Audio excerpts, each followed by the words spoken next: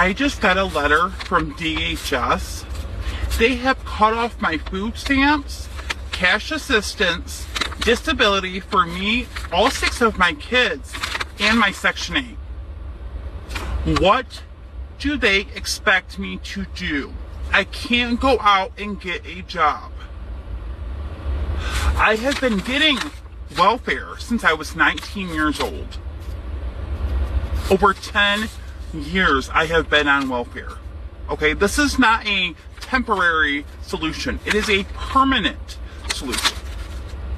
So my 2 older kids that don't live with me, I have had on my case. Their dad went behind my back and put them on his food stamp case so he could get food stamps for them since they're in his home. He has a job. I need the food stamps, not him. So now they have cut me off, and now they are forcing me to pay back over $48,000 for the last 12 months. And they are taking my taxes. So, my $40,000 tax return, I won't be receiving $1. And then I'll still owe $8,000 on top of that. Or I risk jail time. Where do they think I'm going to come up with that? How am I supposed to live now?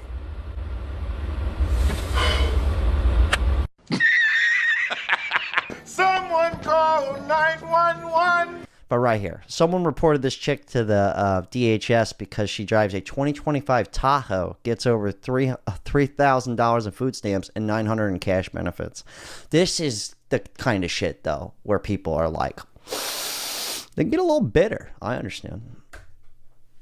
I don't know why everybody is hating on me for driving a 2025 Tahoe and getting food stamps. I've been getting food stamps, cash assistance, disability, Section 8 for over 15 years. Okay? I qualify, and I have been qualified for all of those things. Okay? This is what I am owed. This is what we are all owed. You can go do the same thing. Just because you're upset that I can sit at home and make more money than you do and still drive a nice vehicle doesn't mean you need to go rat me out. No, dude. She goes, why are you upset? I drive a nicer car than you and I don't work. And that's the system, bro. Anyways, back to her. She's so confused. And how did you even know that I drive? I never posted my vehicle on any social media. Trying to force me to sell my Tahoe. No, I'm not selling my Tahoe, and you're not taking away my welfare. That is, I deserve every last penny, and you're not taking that away from me. Here we go again. Because what the f*** say that there are people like me who cannot work? Do you I'm about to get mad. People like me who have kids who cannot eat?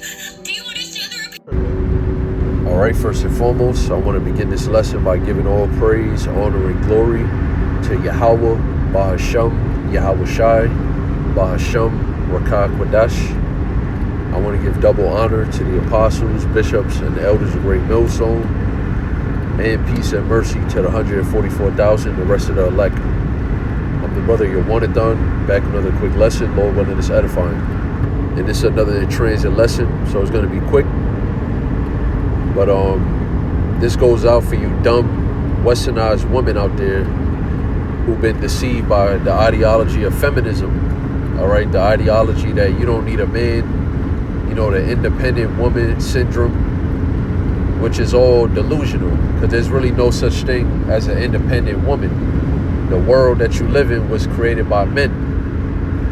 All right, everything you eat, you know, the cars that you drive, your everyday life was created by men. Society was created by men. So there's no way you could ever truly be independent. You're just an adult. All right, yeah, you pay your bills. You're an adult. Congratulations. You know how to cook? Great. You know, that's a great survival skill. I don't know how you would live if you didn't know how to cook.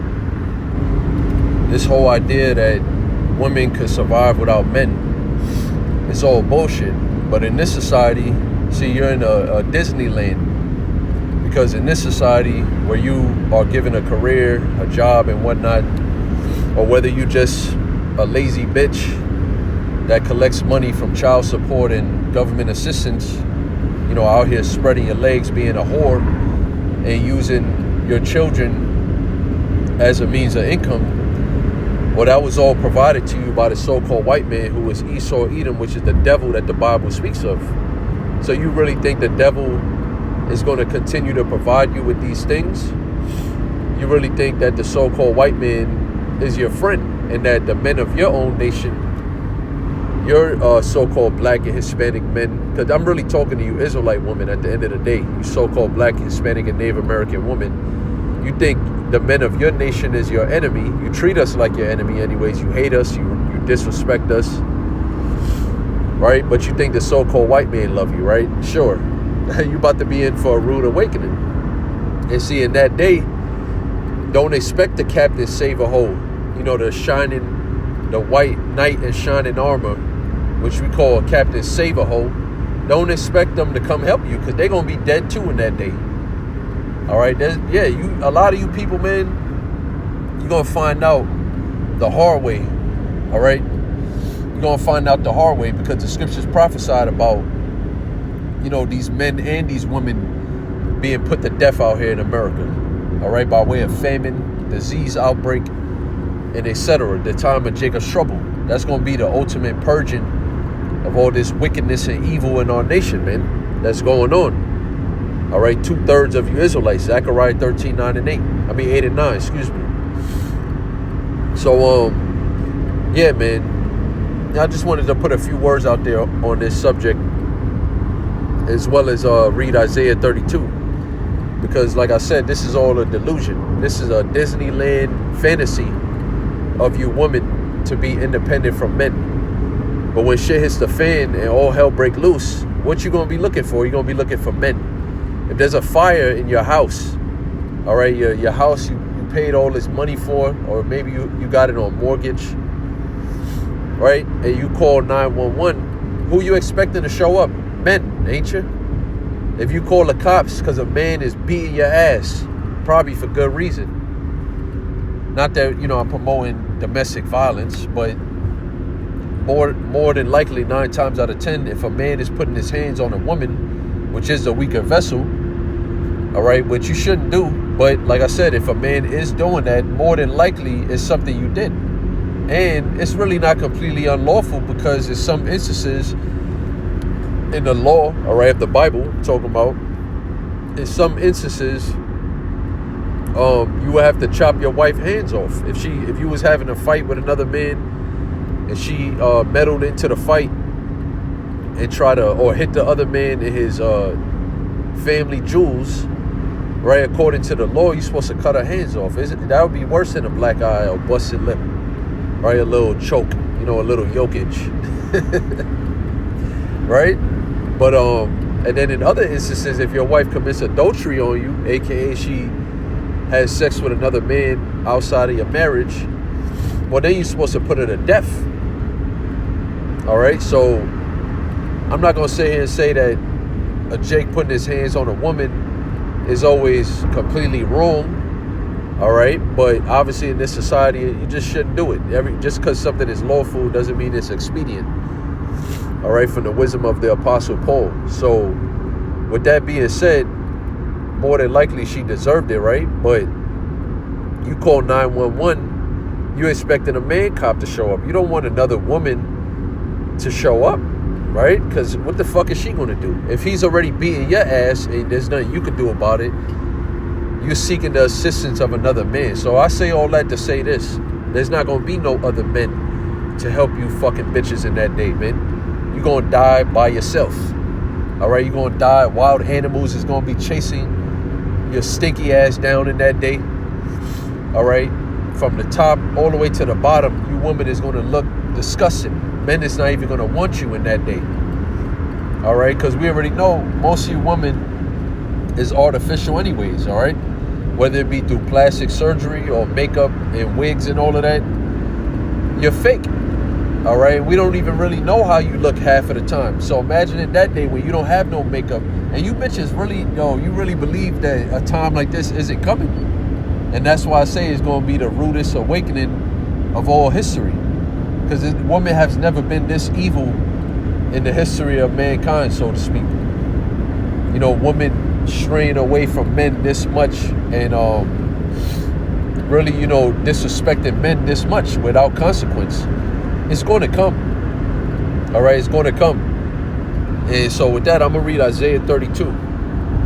All right, especially when they cut off these government assistance. You women are going to feel it first, but ultimately all you women are going to feel it, and you men too. All right, all people in society is going to feel it because you're going to lose your job anyway. So eventually everybody's going to have to get on that UBI. Everybody's going to be forced to taking that microchip. All right, the mark of the beast, which we hoping that Trump implements this thing sooner rather than later.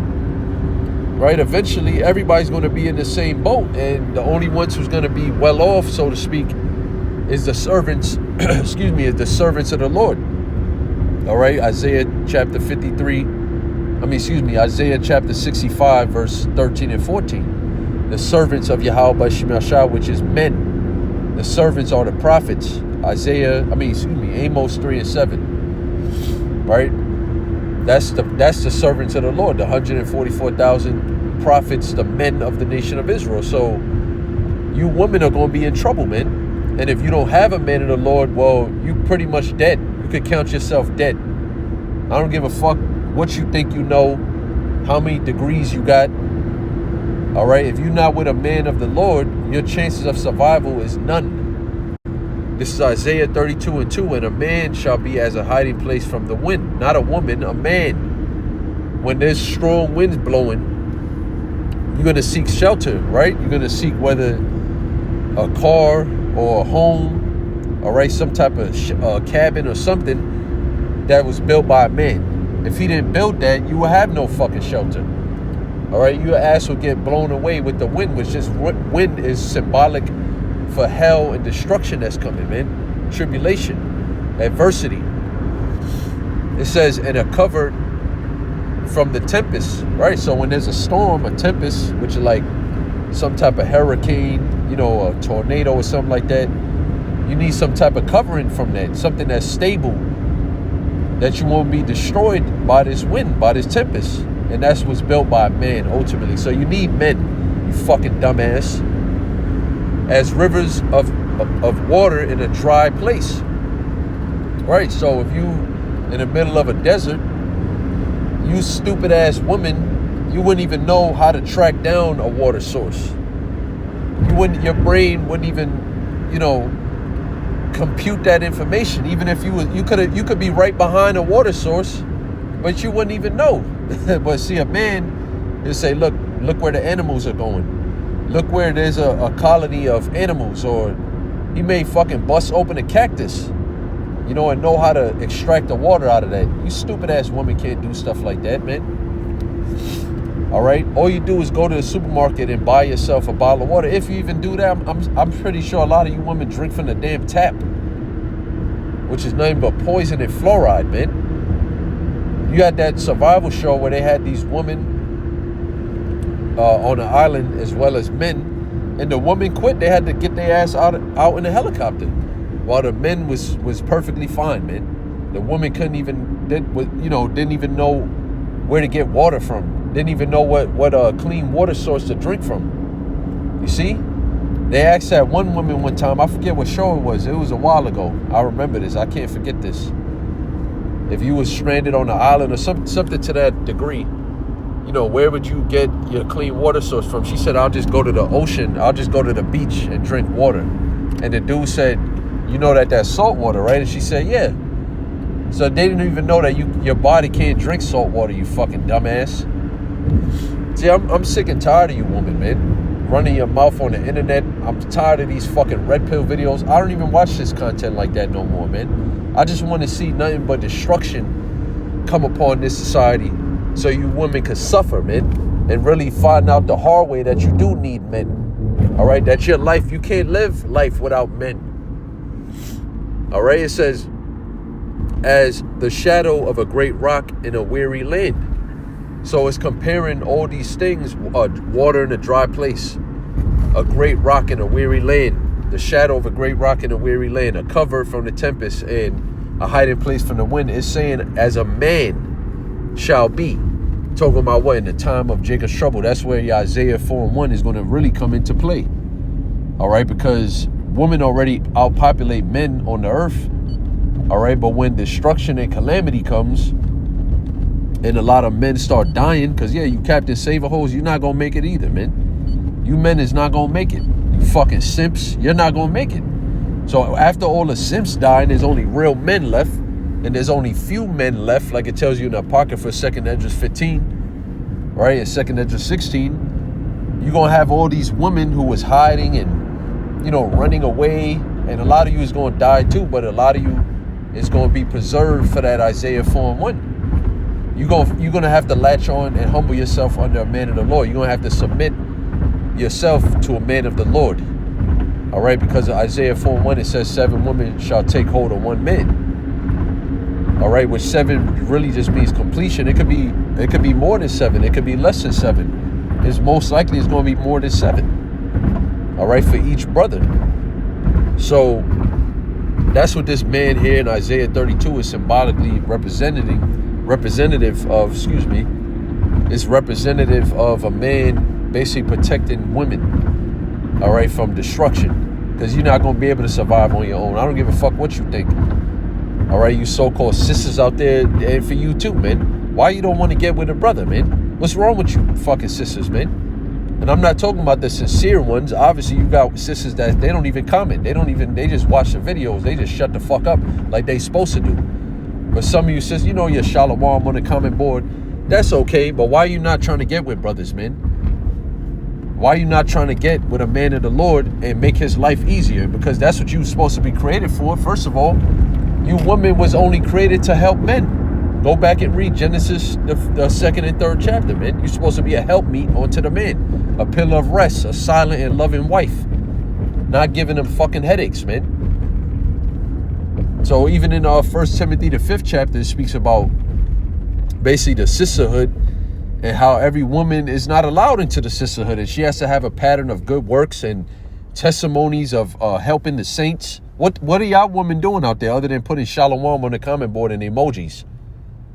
You know, that I don't want to really get too much into that, but you know, why y'all not trying to get with brothers, man? I don't understand. If you got a little job or whatever, you can financially help a man in the Lord, you know, what's wrong with you?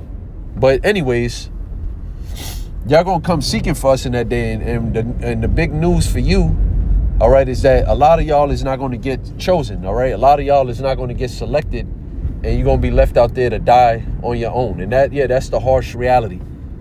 The harsh reality, we're dealing with it, right? The Israelite man is dealing with the harsh reality right now. And who the fuck feels bad or sorry for us, man? Nobody. So in that day, we're not going to have pity on you fucking women, man. We don't care how fat your ass is, how pretty your face is. In that day, that's not really going to matter too much, man, because we're going to have so much abundance of fine women that you're going to have to come with more than that. All right? Now, jumping down to verse 9 and 10, really 9 through 11, it says, rise up, ye women that are at ease, hear my voice, ye careless daughters. Give ear unto my speech. It's talking about you Israelite women. You're careless here in America. You're westernized, you're feminists, you've been deceived by the serpent, which is the so-called white man, Esau, Edom. You think you fucking better off on your own. You feel like you can survive on your own, and you're going to find out the hard way that you won't. All right, that you're going to die painful, miserable deaths. And just because you're a woman, you don't get no fucking special privilege or no special privileges, man. You're not going to get an easy death, a polite, kind death because you're a woman. You're going to have men raping you out here. You're going to have people trying to eat you, eating you. All right, you're going to starve to death. You're going to die the same death just as a man, woman, or child. According to Ezekiel 9 and 4. It says, many days and years shall ye be troubled, really through verse 6. Many days and years shall ye be troubled. And when you read it properly, it really says many days out of the year shall ye be troubled. Because we don't know how long Jacob's trouble is going to last. It's going to last days, man, possibly months. All right, you women is going to be suffering. Ye careless women, for the vintage shall fail, the gathering shall not come. The vintage and gathering represents your resources, man. Your incoming resources, whether in the ancient world, you know, we would plant and sow seed, and then we would gather it up. Well, that'll be like a famine of your crops, you know, where your crops is not growing. You're not getting fruit off of the tree anymore. Your vegetables is not growing. Your animals are famished. They dying by disease. All right, that would be like an ancient world, a way of that happening. But in this modern time, what does that mean? You're going to lose your job. And all you women that's on this welfare and the government assistance, you're going to lose that too. All right, then what you going to do? You're going to be looking for men. All right, men that can hunt, men that know how to fish. All right, men ultimately that the Lord is basically dealing with. That's really the ultimate truth, because maybe you're going to have brothers that don't know how to do these things, but the Lord will still provide for them.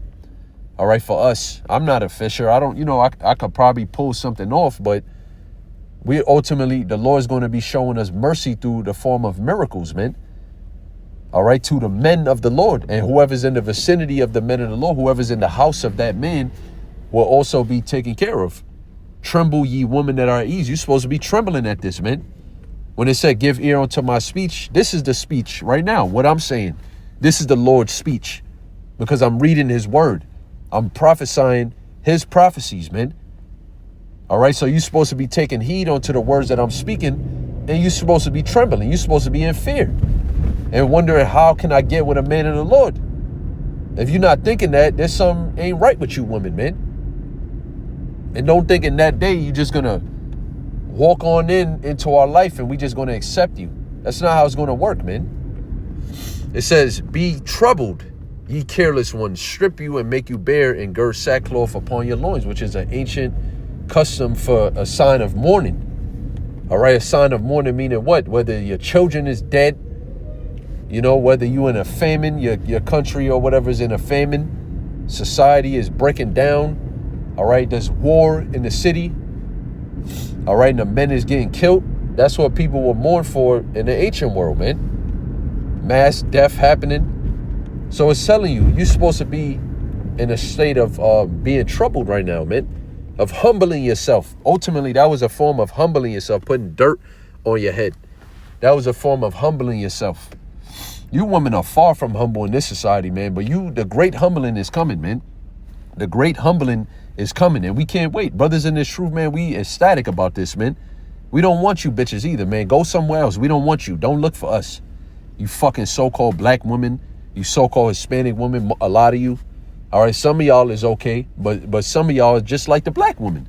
So we don't want you neither, man. I don't give a fuck if you got long hair or not. All right? Fairer skin, I don't care about that.